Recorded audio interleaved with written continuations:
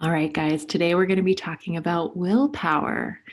And what is the meaning of willpower? Where does it come from? And what can we do to strengthen our internal sense of willpower?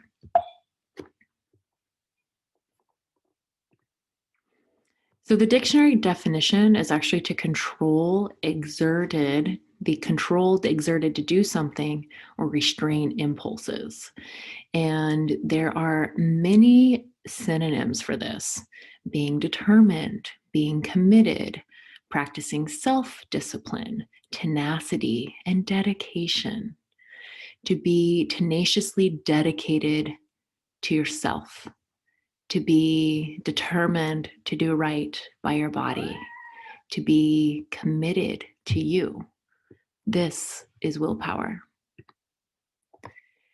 Sometimes when we get a craving and we succumb to that craving, we can feel as though our willpower has left us. And that can leave us feeling a little bit small. It can leave us feeling defeated.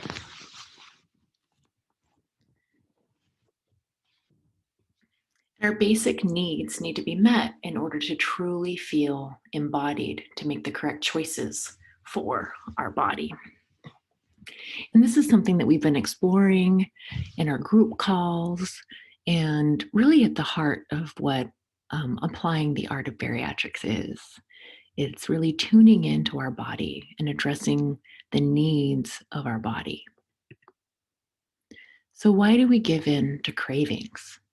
What are these symbolic substitutes? Lack of connection. I love how we show up on our group calls and interact with one another and get to see each other's faces and smiles and hear each other's stories. A lack of sleep.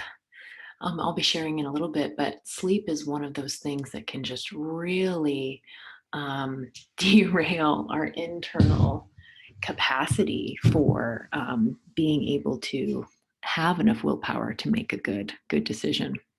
Lack of movement, lack of intimacy. Our relationships can sometimes trigger why we seek cravings, because we need love and we need connection. Lack of creativity. Creativity was something that I know I desperately needed when I was going through my surgical training.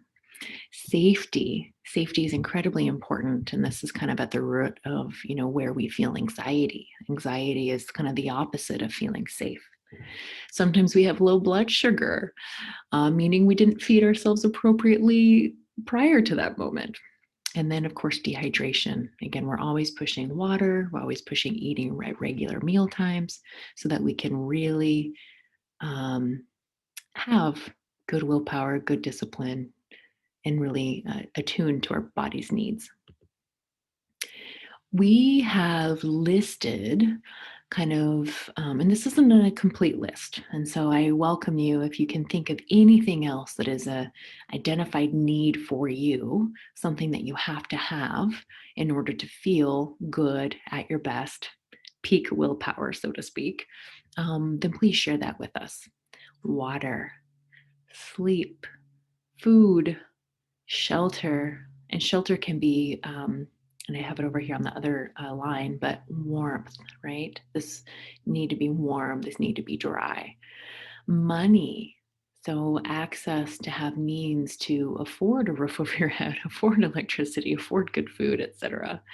Work is a need, to feel purposeful, to feel like you're kind of earning your keep. It definitely resonates as a need, right? So maybe we can volunteer and give our time or work with our kids, and that kind of job feeling.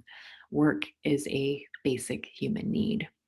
Free time, time to play, time to be creative, time to just be and sit and rest.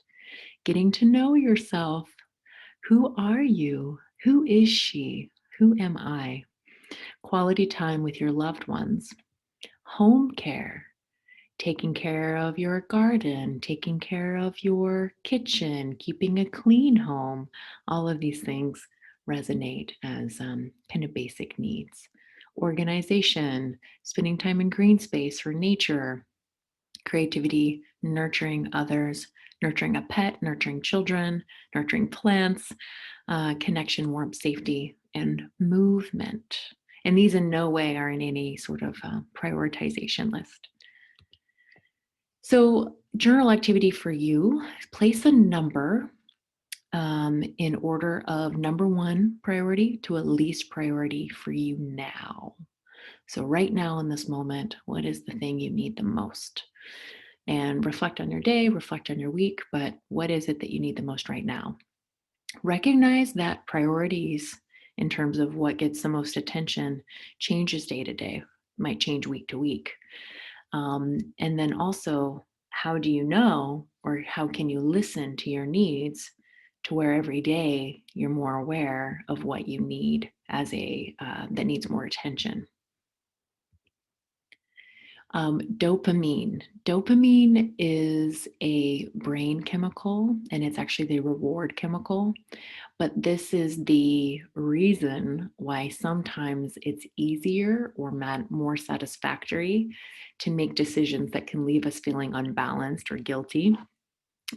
Because dopamine is this brain chemical associated with reward, and there are certain, not healthy behaviors that increase dopamine very, very, very quickly. Drugs and alcohol, too much sugar, processed foods, cheese. Cheese is actually a really interesting one because cheese increases dopamine. And it's funny, if you've ever been like around a really delicious charcuterie board, um, the cheese, like a warm baked brie or something, it's pretty hard to stop eating it. Another thing that increases dopamine, getting likes on social media or that kind of attention. So, right now, a lot of psychologists are talking about the psychology in many young adults and even teenagers or even young children, um, the dopamine reward system and how addicting our technology is. Even sometimes just turning on your smartphone, seeing the colors, seeing new notifications, all of these things increase dopamine. Pulling the handle on a slot machine. Okay, I was just kind of pulling out different examples of, again, kind of addictive behaviors. Um, so when we have healthy lifestyle choices, we can slowly increase dopamine naturally. And by having enough dopamine on board all the time with good sleep, balanced diet, protein, probiotics, fiber, exercise, I also think good body care. So, whether it's acupuncture, massage, or even just kind of intimate touch, those things do naturally increase dopamine. And when we have this good baseline, we are less likely to reach for short term quick fixes. Sometimes when we're stressed or we didn't get good sleep the night before, that's when, if you've ever noticed, you're more vulnerable, more sensitive, more apt to reach for those quick fixes. Poor sleep also affects you hormonally. This dopamine reward system and also serotonin. We've slowly been talking about these interconnectedness of why gut health then pours into or feeds into the actual biology and biochemistry of the body. But our emotional liability can be affected when we get poor sleep. We don't really experience the internal benefits of us having natural serotonin on board. Cravings go up. So we're automatically, and again, automatically looking for these dopamine kind of resources in our external environment. Poor sleep is known to increase hunger and appetite hormones.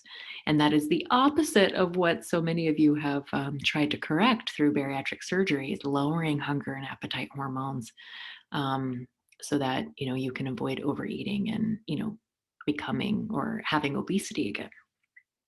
And poor sleep also has direct implications on changing the gut microbiome composition. I've been sharing a little bit with you guys as I'm going along, but this kind of microbiome composition, it can be studied. You can do stool tests that give you sort of a printout or a reading of just how healthy or unhealthy your gut is. And science has mapped out that the healthiest of guts, healthiest of individuals, are ones that have the most diverse, many different types of organisms in just the right amount of quantity. And when we get poor sleep, that diversity, that many different types of bacteria reduces. So, just by not sleeping and getting restful sleep, affecting all these hormonal systems, it actually causes our gut bacteria to die. Sleep rituals is something that I think is a very lovely self care activity. These are some good sleep hygiene techniques coming from sleep medicine doctors and sleep medicine experts, and just some of the favorite things that Bonnie and I like to do to wind down at night that we wanted to share with you. So, going to bed at the same time every night has been definitely proven to be beneficial. Sleeping in a dark room that is cooler. When we're hot, we usually wake up multiple times a night, and then also light. So be very mindful about night lights, electronics, things like that. If you need to, sleep with an eye mask. I love my eye mask. I take it everywhere. It's the perfect thing for travel. Avoid alcohol for deeper, uninterrupted sleep. Again, the effects of alcohol vary in between person to person. Alcohol and bariatric surgery are definitely something that I think just deserves some awareness and kind of pointed attention to. Um, and if you do struggle with sleep, um, maybe try to limit or avoid alcohol altogether. And maybe, socially, you don't do that every night of the week, or maybe just once or twice a month, but you just want to try to prioritize sleep. And again, prioritize how is alcohol working for you? Because I do think there's a time and place for everything. Epsom salt baths. Epsom salts are really rich in magnesium. In fact, it's all magnesium sulfate. And it is incredibly soothing to the body and can absolutely relax you and help prepare you for a nice deep sleep. Reading books instead of our smartphones. Our smartphones have blue light in them, and the blue light does mimic sunlight. And so it can, in some people, be very sensitizing, or you can be very sensitive, and so your brain doesn't really shut off or increase melatonin the way it should. And melatonin is a sleep hormone. In fact, you can take melatonin if you feel like you have a difficult time getting sleepy at night. Generally, the lower the dose, the better. So 0.5 milligram, 1 milligram, and just let your body naturally feel a little sleepy. Using guided meditations for relaxation, I think, is also a good trick. Sleep in natural fiber clothing or nude. Natural fiber being cotton or linen. Natural fiber sheets. I think this is also really helpful. I'm personally a big fan of linen sheets. They get softer and softer with every wash. And then this opportunity to crack the window and get fresh air. Having air circulating in the room, especially fresh air, is it's really, really refreshing and really good for deep sleep. So here's another journal activity for you. Just reflect on, what do you do when you go to bed, or when do you go to bed and when do you wake up? So just write down the times of that. And then, do you have any distractions in your bedroom? Extra noise, extra light, animals. While we love our pets and they're so cuddly, and we can feel connected to them, sometimes they'll wake us up at night with licking or scratching or playing or barking or snoring. So you want to make sure that you can get a nice, deep, restful sleep without extra noise. How deeply do you sleep, and how often do you wake up at night? Um, you might not even be aware of it, but if you haven't had a sleep study in a while, you might want to revisit that. If you have a Apple Watch or an app or something, sometimes you can track your sleep this way. But in general, how rested do you feel when you wake up in the morning? And again, can you commit to kind of going to bed at roughly the same time every night and waking up at the same time? I think anything within like, the hour is probably perfectly fine. And then do you notice being wound up at night, having a hard time winding down? Do you do anything to kind of help yourself relax? With children, we know that children with a bedtime routine, maybe a bath, maybe a story, some sort of sequence, you can really start building associations and condition the brain and body to go to sleep well and to be a good sleeper. And then do you dream at night?